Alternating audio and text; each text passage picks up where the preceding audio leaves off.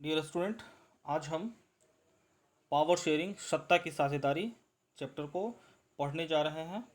जैसा कि आप जानते हैं कि पावर शेयरिंग सत्ता की जो साझेदारी है वो डेमोक्रेसी की एक आवश्यक जो है फीचर है। पावर जो है डेमोक्रेसी में सत्ता की जो साझेदारी है वो आवश्यक है। और मुख्य रूप से हम देखते हैं कि सत्ता की जो साझेदारी है वह सरकार के डिफरेंट ऑर्गेन्स और सरकार के डिफरेंट लेवल के द्वारा इसका बंटवारा होता है। कहने का मतलब यह है कि लोकतंत्र में सत्ता की जो शक्ति होती है वह किसी एक व्यक्ति या किसी एक संस्थान में निहित नहीं होती है, बल्कि लोकतंत्र को अच्छे से चलाने के लिए सत्ता की साझेदारी आवश्यक है। तो इस लेसन में सत्ता की साझेदारी का लोकतंत्र में क्या महत्व है ये हम समझने का प्रयास करेंगे। चैप्टर में हम दो देश का केस स्टडी करेंगे, एक तो बेल्जियम और दूसरा जो है श्रीलंका। और इन दोनों स्टोरी को समझने के बाद हम जो है सत्ता की साझेदारी को और अच्छी तरीके से समझ पाएंगे। तो चलिए शुरू करते हैं। इथनिक कॉम्पोजिशन ऑफ बेल्जियम, मतलब कि बेल्जियम की जो जातीय संरचना है उसके बारे में हम अध्ययन करते हैं। बेल्जियम यूरोप का एक कंट्री है, स्मॉल कंट्री है, जिसकी जनसंख्या जो है लगभग 1 करोड़ है। ठीक, बेल्जियम के आसपास के कुछ कंट्रियों का नाम है नीदरलैंड, फ्रांस, जर्मनी, और इसकी जनसंख्या 1 करोड़ के आसपास है। लेकिन ये काफ़ी कॉम्प्लेक्स है।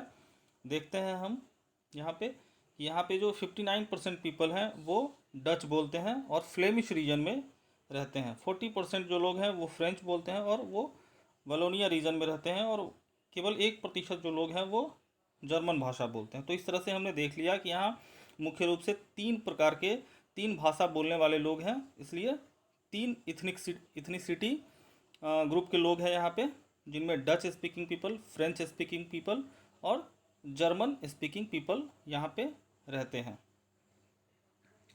जो इसका कैपिटल है ब्रुसेल्स, वहाँ की कुछ और इथनिसिटी है। यहाँ पे जो ब्रुसेल्स है वहाँ पे 80% लोग जो हैं फ्रेंच बोलते हैं और मात्र जो 20% लोग हैं वो डच बोलते हैं। तो देश में जो इथनिक कॉम्पोजिशन है उससे बिल्कुल उलट कहाँ की है इथनिक कॉम्पोजिशन, ब्रुसेल्स की, जो उसकी राजधानी है। ठीक, अब इसको देखिए मैप से थोड़ा समझने का हम लोग प्रयास करते हैं। यहाँ पे देखिए ये जो पीला पोर्शन है, ठीक है, यहाँ पे फ्लेमिश रीजन है ये, और यहाँ पे 59% जो लोग हैं वो डच भाषा को बोलते हैं। ये जो रेड कलर का क्षेत्र है ये वलोनिया रीजन है, और यहाँ पे जो 40% लोग हैं वो फ्रेंच भाषा बोलते हैं। यहाँ पे कुछ शेडेड एरिया है, यहाँ 1% लोग जो है निवास करते हैं, और वो मतलब जर्मन भाषा के लोग निवास करते हैं। उनकी जनसंख्या जो है 1% है देश में, जबकि ये जो इसका राजधानी है ब्रुसेल्स। ठीक, यहाँ पे हमने देखा कि 80% लोग जो है फ्रेंच बोलते हैं और 10% जो लोग हैं वो 80% लोग फ्रेंच बोलते हैं और 20% जो लोग हैं वो डच बोलते हैं। मतलब कि देश के बिल्कुल अलग सिचुएशन है। देश में 40% फ्रेंच बोलते हैं, लेकिन ब्रुसेल्स में 80% फ्रेंच बोलते हैं। तो ये जो है अभी हमने देखा कि बेल्जियम में इथनिसिटी कैसा है, क्या है इथनिक कॉम्पोजिशन।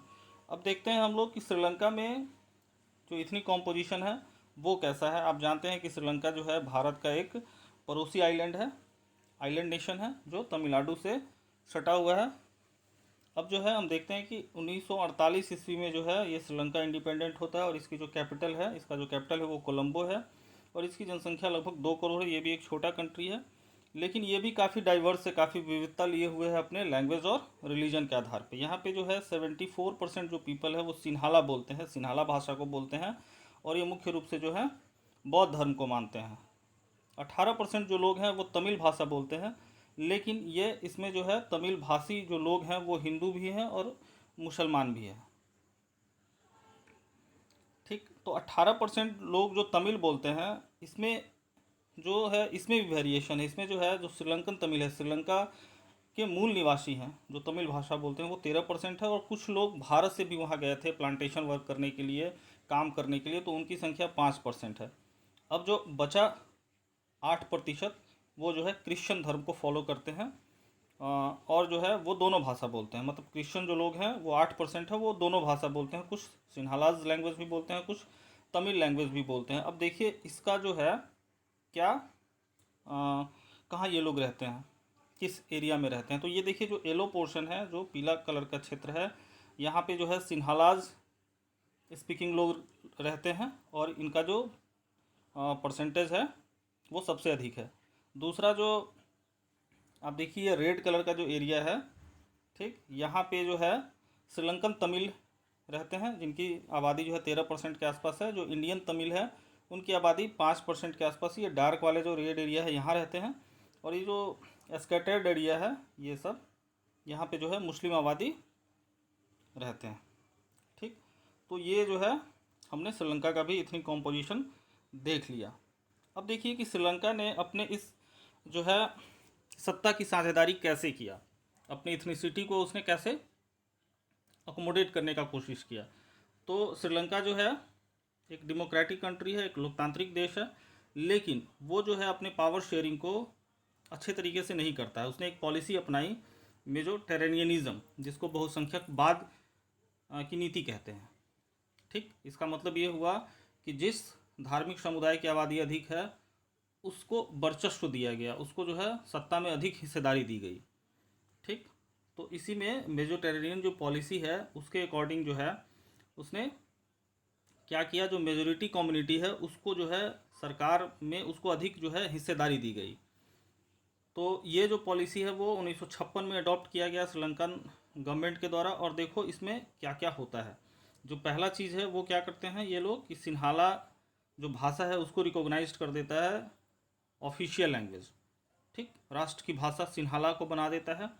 दूसरा जो काम श्रीलंका यहाँ पे करता है वो ये करता है कि जो सिन्हाला भाषी लोग थे उन्हीं को जो है अच्छे अच्छे नौकरीज मिलेंगे, यूनिवर्सिटीज़ में नौकरी मिलेंगे या दूसरे सरकारी जॉब उनको मिलेगा। और जो है जो नया जो संविधान बनता है, कॉन्स्टिट्यूशन बनता है, ठीक, वो इस तरह से बनता है कि भाई बुद्धिज़्म को ही फॉस्टर करना है, यानी कि उसको बढ़ावा देना है। और जो है ऐसी जो है बुद्धिज़्म को ही बढ़ाने वाली सारी बातें किया गया। तो इस तरह से जो है इसका जो अफेक्ट है इस पॉलिसी का कि भाई मेजोटेरेनियनिज्म का या बहुसंख्यकवाद का जो अफेक्ट हुआ वो खतरनाक होता है श्रीलंका के लिए। ये जो है तमिल स्पीकिंग जो लोग थे, श्रीलंकन जो तमिल थे, उनमें जो है डिस्ट्रस्ट की भावना को फैलाता है, अविश्वास की भावना को फैलाता है। और जो है ये चूँकि इक्वल पॉलिटिकल राइट दोनों कम्युनिटी को नहीं देता है, मतलब बुद्धिज़्म को अधिक पावर दे देता है तमिलों के ऊपर। इसके चलते क्या होता है कि जो तमिल होते हैं, श्रीलंकन तमिल होते हैं, वो लोग जो हैं बहुत सारे पॉलिटिकल ऑर्गेनाइजेशन का फॉर्मेशन करते हैं और एक इंडिपेंडेंट स्टेट तमिल ईलम की मांग करते हैं। और इसके कारण जो है ये जो अविश्वास है सिन्हालाज स्पीकिंग पीपल में और तमिल स्पीकिंग पीपल में, ये जो है बढ़ते चला जाता है। और ये श्रीलंका में जो है गृह युद्ध की स्थिति आती है जिसमें बहुत सारे लोग मारे जाते हैं। अब जो है हम लोग नेक्स्ट देखते हैं कि पावर शेयरिंग जो अरेंजमेंट है वो बेल्जियम में कैसे होता है, ठीक। तो बेल्जियम जो है एक बहुत अच्छा स्टेप लेता है अपने रीजनल डिफरेंसेस और कल्चरल डाइवर्सिटीज़ को अकोमोडेट करने के लिए। 1970 से 1993 के बीच में वह अपने संविधान को 4 बार जो है क्या करता है, संशोधित करता है, अमेंडेड करता है और जो है कुछ डिसीजन लेते हैं। इसको हम लोग देखते हैं कि सबसे पहला तो वो जो डिसीजन लेता है कि भाई देश में हमने देखा कि 59% लोग डच बोल रहे थे और 40% लोग फ्रेंच बोल रहे थे। लेकिन जो देश में सरकार बनती है उसमें जो मिनिस्टर होंगे सरकार में, तो भैया आधे आधे मिनिस्टर्स होंगे, आधे मिनिस्टर होंगे फ्रेंच स्पीकिंग पीपल और आधे मिनिस्टर होंगे डच स्पीकिंग पीपल। तो सेंट्रल गवर्नमेंट में क्या हुआ कि equal number of minister from Dutch and French speaking people, ठीक। दूसरा उसने क्या किया, जो दूसरा जो नियम बनाया कि no single community can make decision for itself. कोई जो है एक भाषा को बोलने वाले लोग अपने लिए अलग से पॉलिसी नहीं बना सकते हैं, ठीक। स्टेट गवर्नमेंट जो है का भी निर्माण हुआ और स्टेट गवर्नमेंट जो है वो सेंट्रल गवर्नमेंट के का सबऑर्डिनेट नहीं रहा, मतलब सेंट्रल गवर्नमेंट के अधीन वो काम नहीं करेगा, वो भी इंडिपेंडेंट रूप से अपने राज्य के लिए पॉलिसी बनाएगा। कैपिटल सिटी जो थी ब्रुसेल्स, वहाँ पे भी एक जो है क्या हुआ, एक अलग सरकार की स्थापना की गई और वहाँ पे भी जो है इक्वल रिप्रेजेंटेशन हुआ फ्रेंच और डच का, जबकि यहाँ पे हमने देखा था कि फ्रेंच 80% बोल रहे थे और डच 20% बोल रहे थे, लेकिन फिर भी ब्रुसेल्स में भी जो है आधा आधा रिप्रेजेंटेशन दिया गया मिनिस्टर्स को। अब एक तीसरे लेवल की भी गवर्नमेंट यहाँ पे बनाई गई जिसको कम्युनिटी गवर्नमेंट कहा गया, सामुदायिक सरकार कहा गया, और ये जो है cultural, educational, language related issues को देखता था। और यहाँ पे जो है ये कम्युनिटी गवर्नमेंट जो है ये डच, फ्रेंच और जर्मन स्पीकिंग पीपल, जो मात्र 1% थे जर्मन स्पीकिंग, उसके जो है सामूहिक रूप से कम्युनिटी गवर्नमेंट का निर्माण करेंगे और कम्युनिटी को आगे बढ़ाने के लिए वो काम करेंगे। तो इसका जो इस तरह से जो अकोमोडेशन किया बेल्जियम ने अपने देश में, तो उसका क्या जो है अफेक्ट रहा, अच्छा रहा या बुरा रहा, वो हम देखते हैं।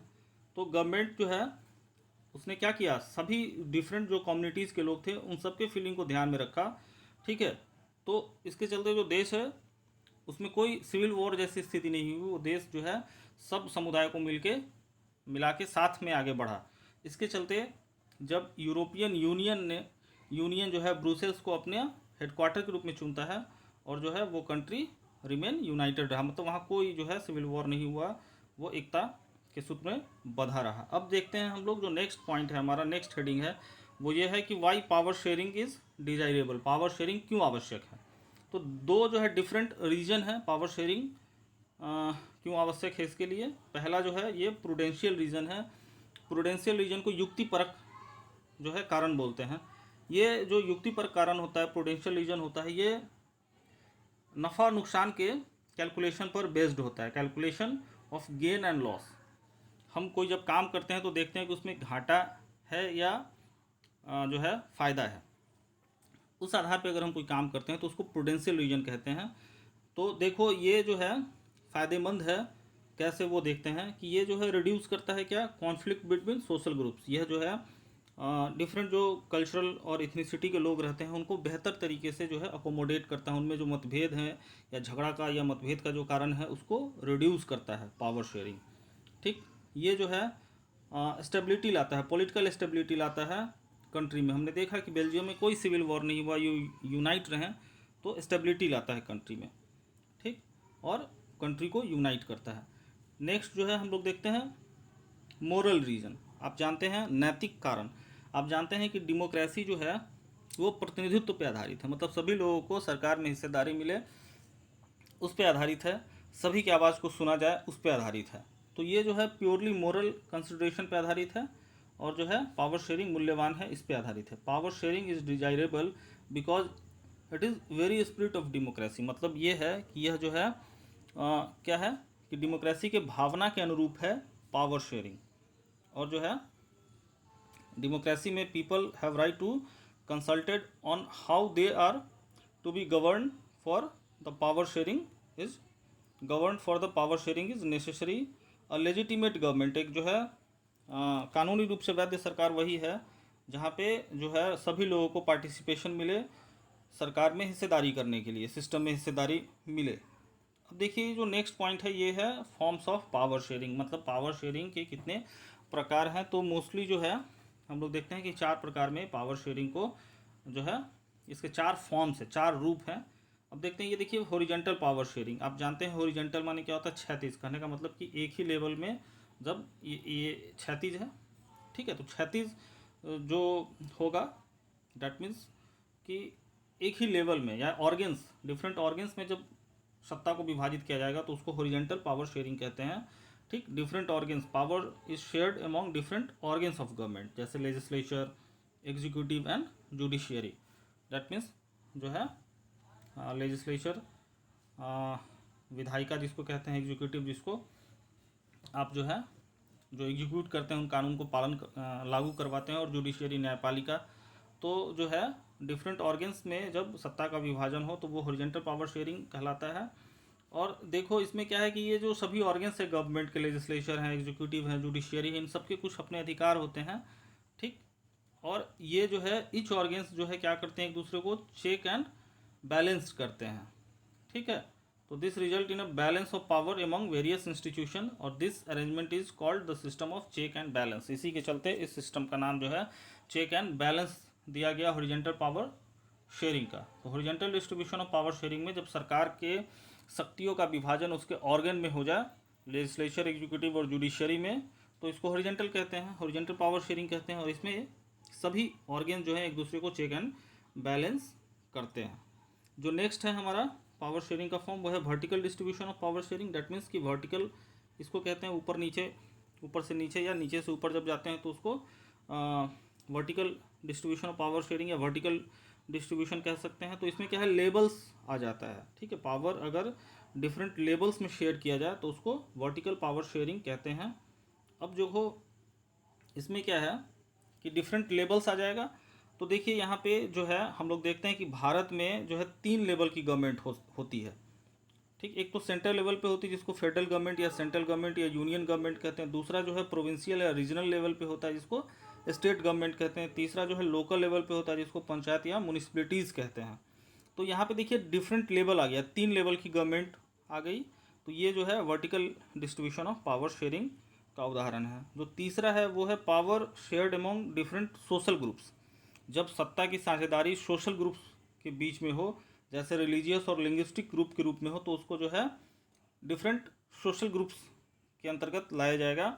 बहुत सारी कंट्रीज़ में जो है ऐसे कॉन्स्टिट्यूशन ने लीगल अरेंजमेंट किया है कि भाई जो वीकर सेक्शन ऑफ सोसाइटी है या जो महिलाएं हैं उनको जो है उनका जो है विधायिका में, लेजिस्लेशन में उनका रिप्रेजेंटेशन मिले, एडमिनिस्ट्रेशन में उनका रिप्रेजेंटेशन मिले, मतलब उनके लिए सीटें कुछ आरक्षित हो, ठीक। तो ये जो है फेयर चांस देता है माइनॉरिटीज़ कम्युनिटी को आगे बढ़ने के लिए।